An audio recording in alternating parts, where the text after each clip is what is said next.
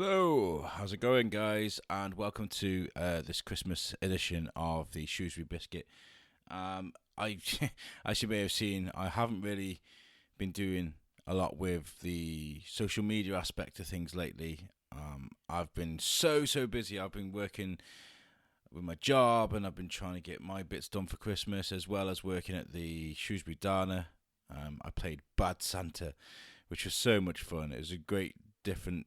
It's like a different spin on being Santa, being grumpy and being able to shout at people was quite fun. But thank you for the guys at the Dana for giving me the opportunity, because it's quite liberating in many respects. This episode is going to be with Mike from Shrewsbury Arc. I want to say thank you to Tim for organising this for me. We've been kind of in touch, and I was kind of like, I really want to speak to you guys over Christmas. I think it's really important, and I didn't give him much notice at all. But Tim very kindly managed to arrange for me to speak to Mike. I went down to the Shrewsbury Arc. It was a very trying day, I've got to say. I finished a night shift. I keep doing these interviews at the end of night shifts, and I really shouldn't, but I did. I got home from work. I had an hour to get ready for this episode, so I had to sit down with a coffee and kind of research, and then I left it a bit late, so I had to grab all my stuff, which is really heavy, by the way. All my stuff's quite heavy. I carried it all the way up the Carp and rushed through town. By the time we got to Shrewsbury Arc, which is opposite the train station in town, if you didn't know, I was kind of really tired, aching. And then I got into the Shrewsbury Arc, went through the main door into the main downstairs part, and full of people. And, straight away I was speaking to users of the place and staff members. And when you've just carried all that equipment up the hill and you kind of struggling to breathe, it was quite full on. But once I kind of sat down and I had 5 minutes to catch a breather, I was really enjoying speaking to the users of the Shrewsbury Arc, the good people. And then we went up to the office, which they use, which it didn't have a great lot of space. It was a very unusual setup. I did try to mention it on the show, but I didn't want to kind of be rude, because I was really grateful for the fact that we was even speaking to them. But we didn't have a lot of space, so I like to set up my podcast where I've got like a table. I can have a mic either side. We got loads of space to sit and relax and chat. Whereas this, because of the, God bless them, the small office they use, I had a corner of a desk for the microphone for Mike to use. I was on the sofa with a laptop set up next to me on the sofa next to me, my mixer on the floor. And I've yet to really upgrade my headphones, to be honest. And I had these headphones that didn't quite reach my mixer, which was on the floor. So I had my head tilted at a 45-degree angle whilst my back was arched over the mixer, trying to get my headphones to reach. And I had my microphone in handheld because I had no mic stand, nowhere to put a mic stand. So I was kind of arched down, looking up at Mike whilst doing this interview. So if you hear any like microphone movements and things like that, that's why. We made do with the best we got. And it's a great little episode. I'll just listen back to it. It's really fun. Not fun. It's really informative and good, And then after the interview, I sat downstairs with the people that use the Arc. I had a cup of coffee, sat there for about an hour, chatting to them, and great people again. All with interesting stories, all very grateful for what I was kind of doing with the biscuit, trying to give them a voice. So, good luck to everybody that uses that place, and I hope it really does help you. Then after that, I kind of went home, and I went down St. Mary Waters Lane, and I thought I'd walk around the river because there'd be less hills. I was tired, I had all this equipment, and completely forgot that the river was flooded. And, I was that tired and that lazy, I thought I'd walk through the flood water, which was up to nearly my ankles. So I walked through this water and kind of squelched all the way home.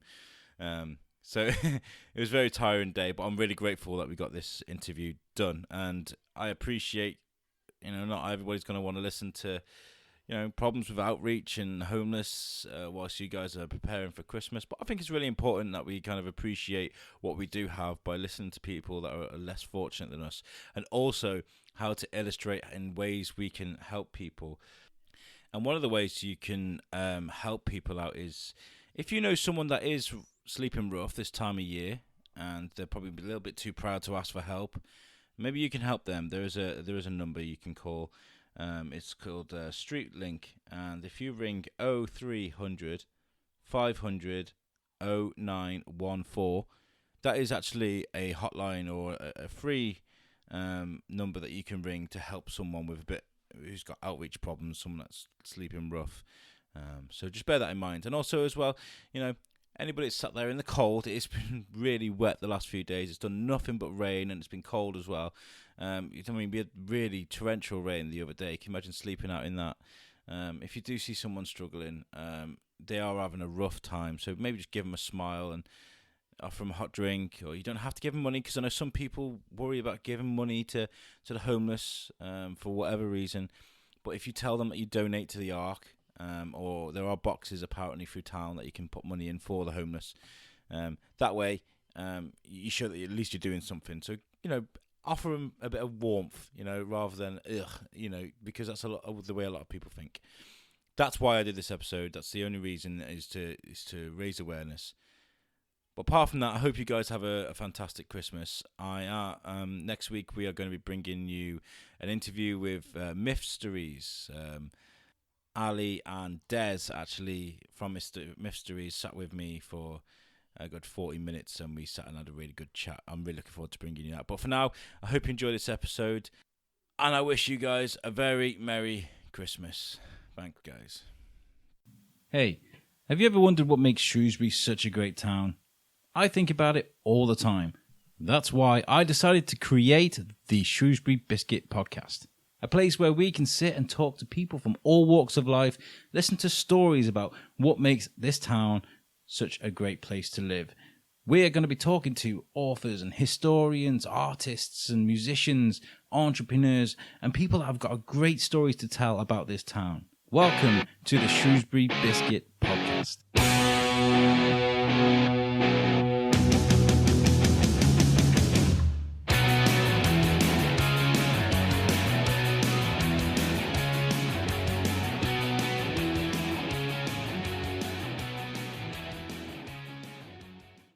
And there we go.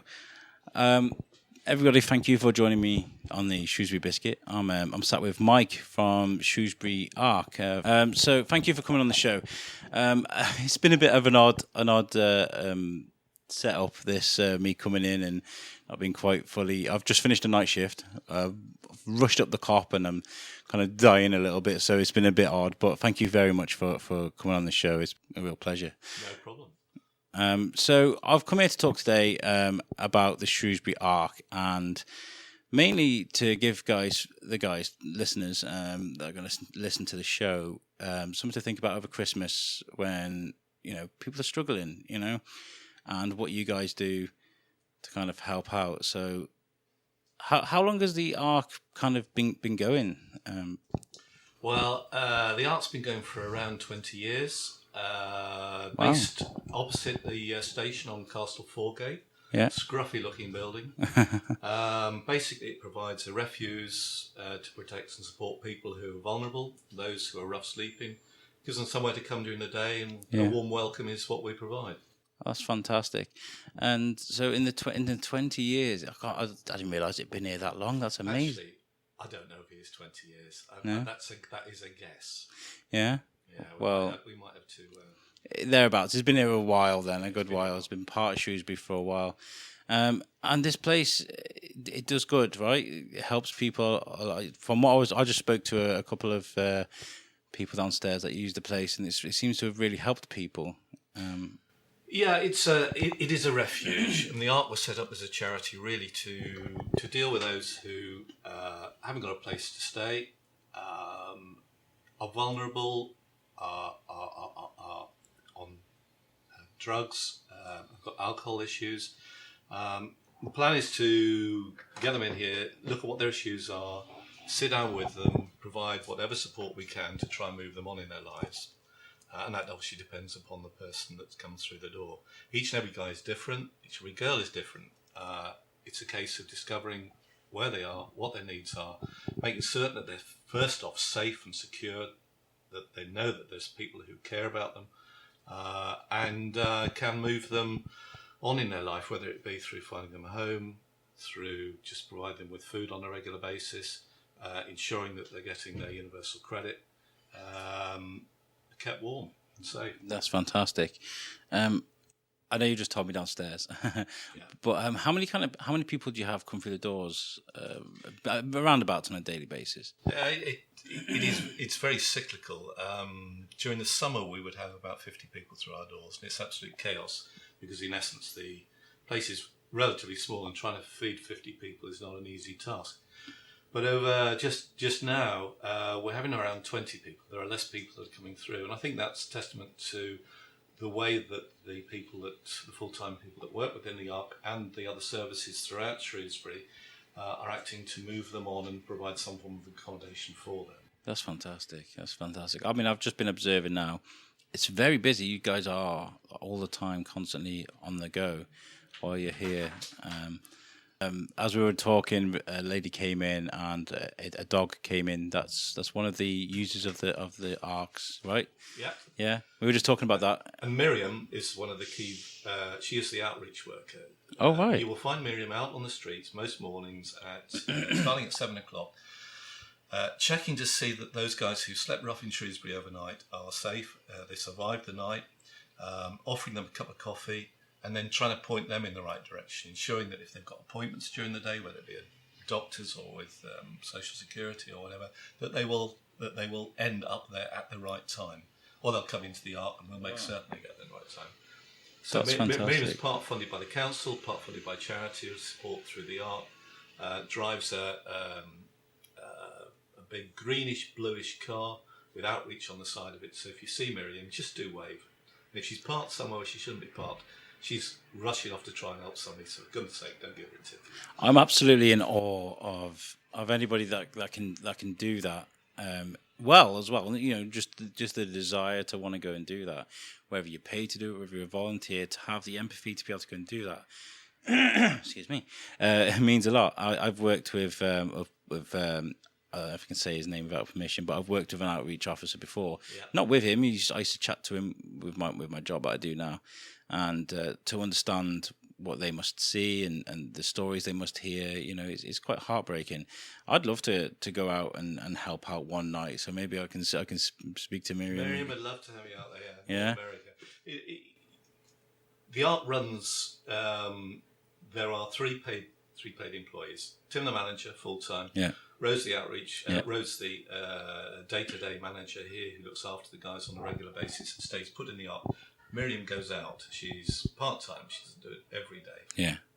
She'll have support from the PCO, local police service. Yeah. Go out one day, or the guys who are involved in housing in Shrewsbury will go out and support her.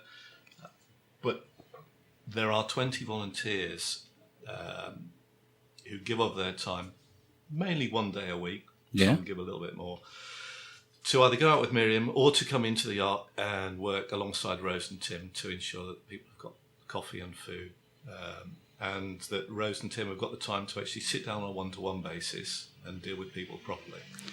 So the more volunteers, the better. Fantastic. These volunteers come from all walks of life. We've got ex-musicians, teachers, nurses, vet.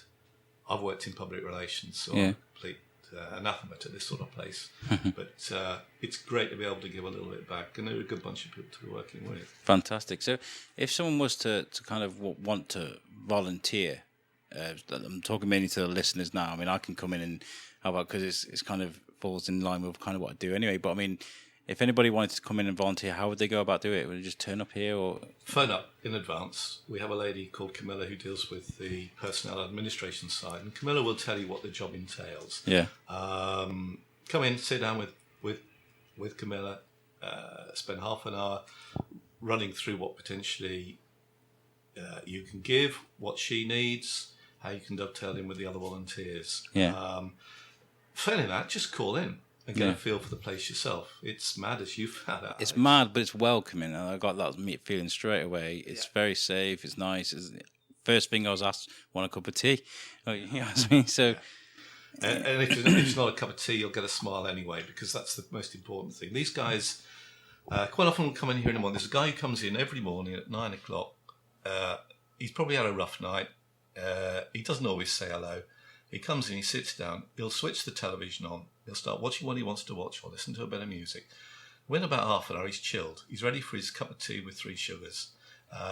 He's in a position where you can start and engage and start to talk with him and hopefully move him on. And that's the way you try and treat everybody. You were talking about Miriam going out and seeing these guys in the early hours of the morning. She'll often get a grunt. She'll often get a complaint. They'll tell her what's happened during the night.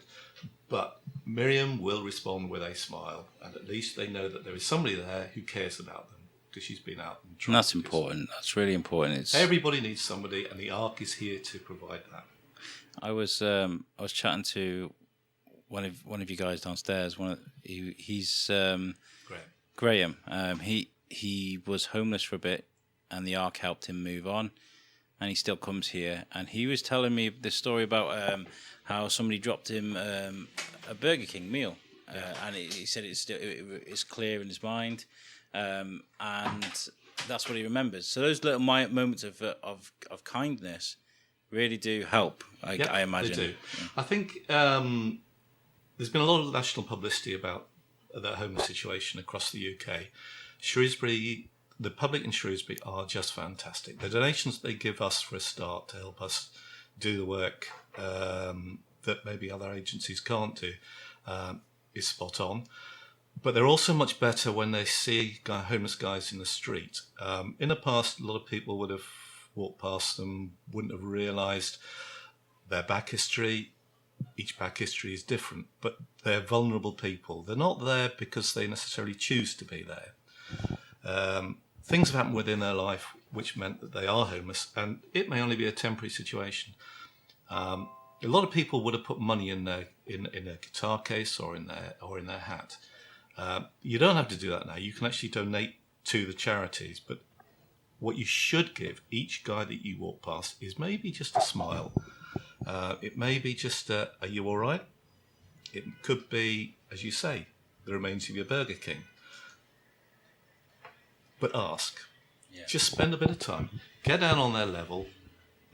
Stroke the dog. Be friendly. And if somebody doesn't want anything, just move on. Yeah.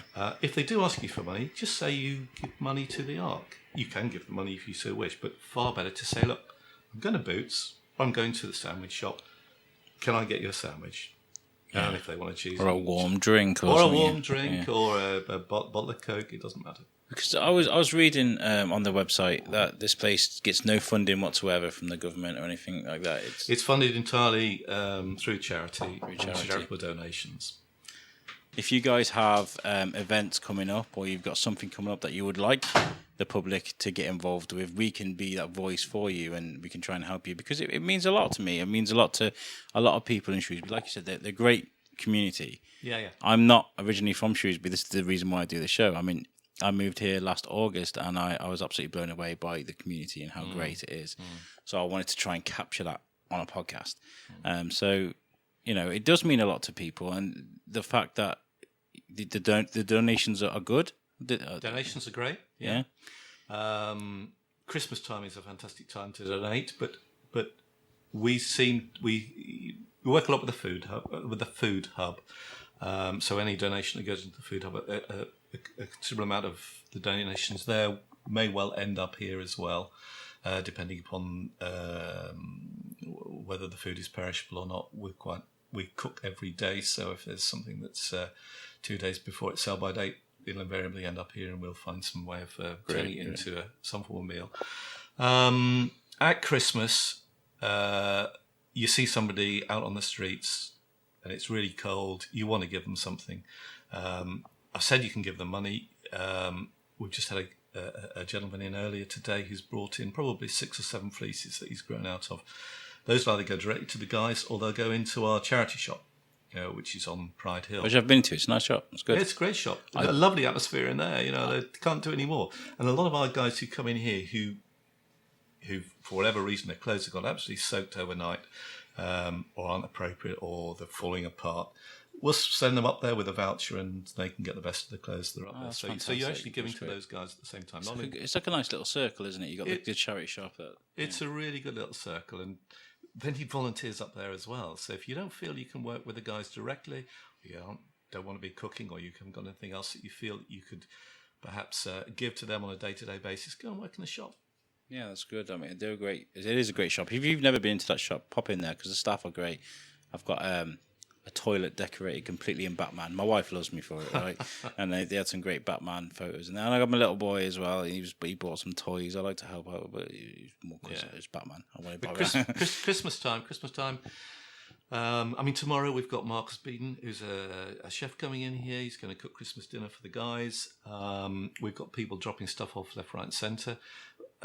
We had just some Christmas lights that came in the other day somebody didn't want, so we've made them to decorate the place and make it a little bit more Christmassy and warm and more homely for those guys. One of the key issues that we have in Shrewsbury, though, is that there is nowhere for guys to stay overnight. You're going to see guys out in the street. It's going to get colder, but what the council have a duty of care to ensure that if 3 nights running, the temperature drops below freezing. After that, we have to find somewhere for them to stay. Now, this place is probably 3-4 rooms. It's not entirely good from that point of view. We don't have any permanent beds. But what we will do over that period is we will get volunteers to come in and people from the council to come and support. And we will provide them with a place to sleep out overnight. They'll bring their bedrolls in, they'll bring their sleeping bags in, or we will have sleeping bags here. One thing we're not short of at this stage is sleeping bags, but hey, they do tend to get recycled very quickly in that sort of wet weather, so please do keep them coming. They'll be in here, men in one room, ladies in another room, with some volunteers overnight, in the same way that you work with your colleagues with the guys in Telford to do the same thing. We will be looking after them overnight, so don't be worried if you see people out on the street. Yeah. You may well find that there are those, despite that service being available, that choose to stay on the street. And that's one of the issues that we have. You will find that there are homeless guys who are conditioned to staying on the street. They don't necessarily feel safe in a refuge or a hostel. They're not used to it. You've also got a situation where you house somebody for the first time. Their friends find out about it. They come and join them. Before you know what happens, somebody else is there. Mate for mate turns up, and if they are involved with drugs, the drug dealers find out where they are, and before you know what happens, the whole place turns around again, and they get kicked out because they can't get the place safe. Yeah, it's a vicious cycle. I mean, I've witnessed it a few times over my life, but that sounds really deep. I've seen it a few times where they just can't get out of that cycle, and it's usually the bad influence and things. What would you say that you could do in that circumstance? Is there anything you can do, or is it just you got to just You have to accept that there may well be people who feel safer in their own environment on the street. I would love to be able to provide them with a safe haven that's almost a halfway house that is looked after. Maybe council run, or even the Ark could be running a place of that nature. There used to be a hostel down by the sorting office in Shrewsbury. Sorry. And unfortunately that's gone. Yeah. What with this place? Is there any way that it can grow? Has it grown? Is there any like positive future where you may end up with a better place, or is it just going to stay here? No. No. I think we're blessed at present. The council let us use this place rent free. If there were a more suitable place, we would jump at the opportunity to find one. And we are looking for one. The trustees and the management of this place are looking to move on. Homelessness ain't going to go away. We don't have, for example, a room where we can sit down on a quiet one-to-one basis and interview somebody for an hour or so and really get to the crux of their problems. You've witnessed it. We've got people coming in and out of the office the whole time, and this is the only quiet place we've got in the Ark. So it'd be nice to have a bigger premises. We also need to look at how the changing needs of the homeless or the rough sleeper is changing. medically, there is stuff that we could offer. We have a very good relationship with the Riverside Medical Practice, who tend to look after a lot of the medical needs of some of these guys. But some of the day-to-day work could be done by having our own place and a medic maybe coming in to a better centre on a part-time basis once a week or whatever to deal with any issues that they may well have. Vets, for example, we had a lovely Italian lady who is a vet in this part of the world who volunteered, came in on regularly on a Wednesday morning. She'd check the dogs over for them, but again, it would be better if it was done on a more formal basis with a relationship with a veterinary partnership. Yeah, of course, yeah. And speaking of partnerships, I saw on the website that you've got a good few people that you do partner up with. Yeah. Have you got people to give a shout out to that do help? The West Mercia Police are great.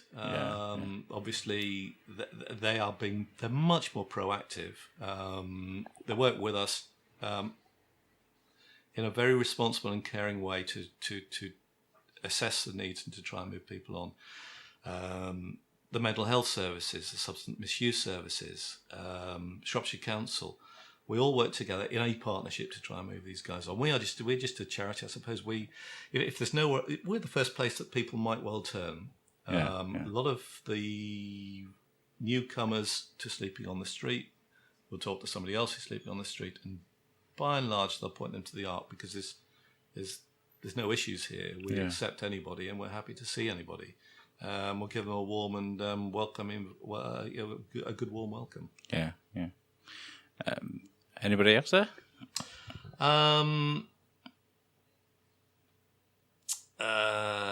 We also need to point out that if you are concerned about somebody on the street, yes, there's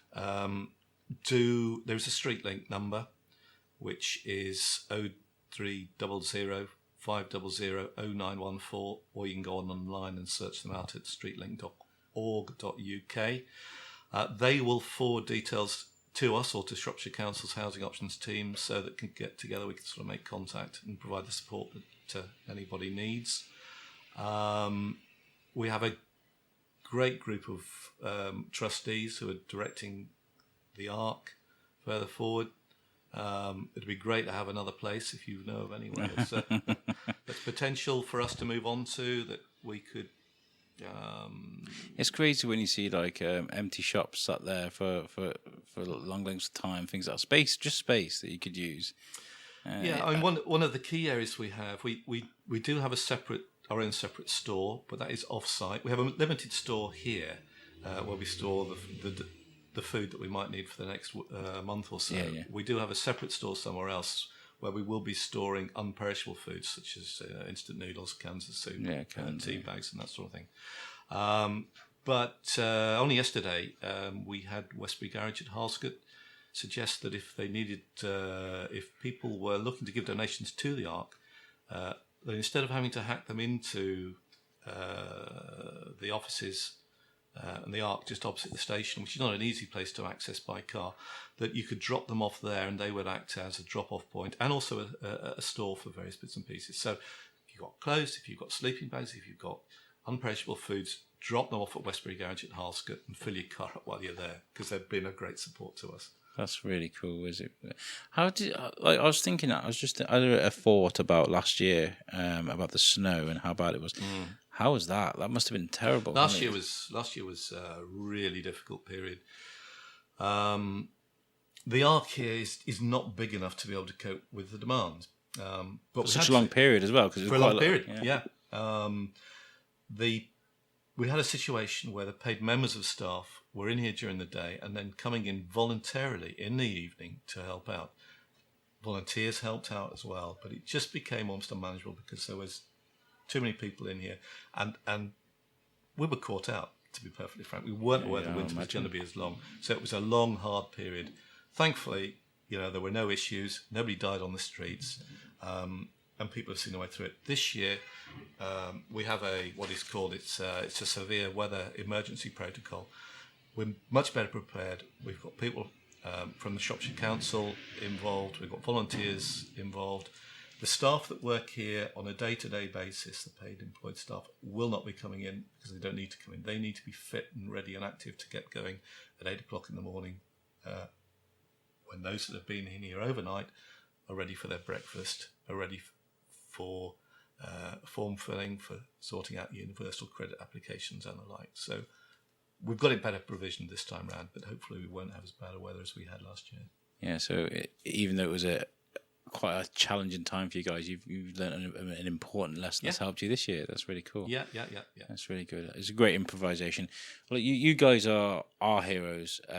Support workers are heroes to my colleagues that work, the heroes that work in the day at my place, at this place. It's hard work. Like you said, you can't sit down with everybody for an hour and discuss what's going on because there's so many people coming through the doors. So no, not heroes.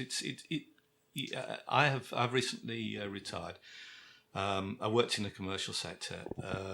It is great to be able to give something back. There's a great spirit amongst the volunteers. I've got to know the people who work in on a Wednesday really well. We mix, we socialise. We're similar characters. We've all got different stories to tell. We have a 22-year-old young lass who comes in here, Emily, who's just a saint-like. She's just wonderful with them. But then equally, you've got somebody who's a retired senior nursing practitioner who knows what their needs, who looks at them from a different point of view. But each and every person has got something to give. Increasingly, we're trying to give them activities during the day that help move them on. We do a little bit of art with them on a Wednesdays. We've got a retired music teacher who comes in and tries to do a bit of music with these guys. Oh, that's great. It's just fantastic. We've had some fantastic jam sessions in here as a result of that. For those guys who can play the guitar, but those guys who can just shake a maraca. And it gives them a bit of a feeling of self-worth. And you feed them, you clothe them, you try to improve them mentally and get them back out of this door and back into the world where it's difficult, but at least they know that there's a part of Shrewsbury that really cares. Yeah, and have you had some really rewarding moments where people have actually done it? They've got off the streets and they've moved on. And only this last week, there's a couple of guys over in Oswald Street. One of whom's he's autistic, he's bipolar, he's heavily on medication. Those guys in Oswald Street will know him. They've supported him really well. He really did not want to move out of Oswald Street. He teamed up with another guy over there. They were rough sleeping. They were happy to rough sleep. They were well supported. People would be dropping sandwiches off with them and the like. They were relatively secure. But this last week, working with those partner agencies, including housing, we've managed to find them a place, and they hopefully will be as happy as Larry. And it'll give them a chance to reflect, to get some sleep, get some kip. It's not easy sleeping on the streets. I can't imagine it being so. I did the annual kind of sleep out they do with Stay a Man in Place in Telford. I've done that before, and that was easy because there was hot dog stands and there was live music, and but we've had food and things. I mean, what people need to understand is I hate it when people walk past and they call them bums, and because they're human beings. Yeah. And what I've witnessed today actually is a great sense of empathy from people that have suffered with this as well and struggled. Yeah. I've just spoken to a lady now who had help from the Ark and is still coming back. She said it was years ago, right? She's had to nip into the bank to get some bank details. She's based in Bridgnorth. She's coming here. She's got a bus in here. She's coming out a cup of coffee. She's just met somebody else she hasn't met for probably 2 or 3 years who was in a similar situation. There is a society. They do work together. They try and help one another. And there's also they also bond with various of the volunteers. And I'm fortunate. There's a couple of guys who I really enjoyed their company. They're bright, intelligent people. Just give them a bit of time. Of course, yeah, of course. They're human. These people are human beings too, and I really do want to encourage people to understand that because, you got to put yourself in their shoes for a little bit. And even for young people, I think it's great if you've got a teenager and you want to teach them sort of the values of what they've got, and encourage them to help. Yeah. And start it young and show people how to help people. One of our volunteers has brought their son in here. He had to be vetted in advance, but he's now on taking time out before he goes to university. He's doing a world trip. He's in Australia. He'd never mixed with these guys. He'd seen them on the street. He didn't know how to deal with them. He's now gone away with a much better idea as to what their needs are. He realises how lucky he is for the benefits of the education and the support that his parents have given him. These guys haven't had the support of their parents. That's almost certainly why they're here, or their partner. They've fallen out. They've suddenly become homeless. They're on the streets. They can't hold a job down because they can't get enough sleep. At least we're setting them on the ladder and working with the partner agencies to move them on. So if you've got anybody over the age of 8, there's a young girl in downstairs from Shrewsbury Council, who's just from Shrewsbury College, who is working on her social care course. She's been here for a week. She'll be here for another week, and she has learnt a hell of a lot from being around these guys. She said the first day was daunting. The first day was, she didn't really know what to expect. She was a little bit apprehensive, a little bit scared in some respects. But she's got to build a relationship with these guys. She won't walk past them on the street again, and she'll encourage her mates to do likewise. You got to understand that they're not numbers; they're people, and this is I think how it makes it easier for me to be able to speak to people that when I was younger I probably wouldn't have. I mean, for example, I had a great story. I was out a few weeks ago with a microphone, shoving a microphone in people's faces, trying to ask them about Christmas and things like that, and I was struggling to get anybody. And so I went up to a guy selling the Big Issue. And I had a really good chat with him. He was a really nice guy. He was trying to grab people for me to talk. Very relatable guy, and I just want to encourage people to, okay, this is what I want my listeners of my show to do. I want you to try and help the Ark as much as you can. You don't have to donate if you haven't got enough money or if you haven't got things, but if you can offer a bit of time. Great. Time's what we need. Word of mouth, anything like that. Let's try and help people, not just over Christmas. Let's help people over Christmas because it's nearly Christmas, but let's do it continuously and try and help because, Shrewsbury has got an outreach problem like everywhere else. And if we can do as a show, if we can be your voice, I've said this, if we can be your voice and to help you out with any kind of events you've got coming on, anything you need help with, we will help you. That's great. Because I think it's really important. But thank you very much for talking to me. This has been really, really good. I've really appreciated it. Well, thank you for your time and efforts on our behalf. And if you're listening out there, which you will be listening out there, just do try and get involved. Just stick that little bit of money in those different places throughout town where you can, just to support the art. Thank you. Is there anything else that is there anybody else you want to shout out? Obviously, there's Tim. Thank you, Tim, by the way, for helping us get this interview sorted. Tim's number 2, Rose, is just absolutely brilliant with them. Yeah. She's got to be hard when she wants to be hard, but she's a real caring sort. Camilla out on the road. All the volunteers are just fantastic. And let's have some more. Yeah, thank you. Guys, it's been really important for me to kind of come and do this. I appreciate not everybody would like to sit and listen to this, but if you have, I really appreciate it because, it is an important message. And let's try and help someone else have a better Christmas and get through the winter. Thank you, Mike, very much, and thank you to the Shrewsbury Ark for sitting with us. And thank you. Thanks, Alex. Thank you very much. Thanks.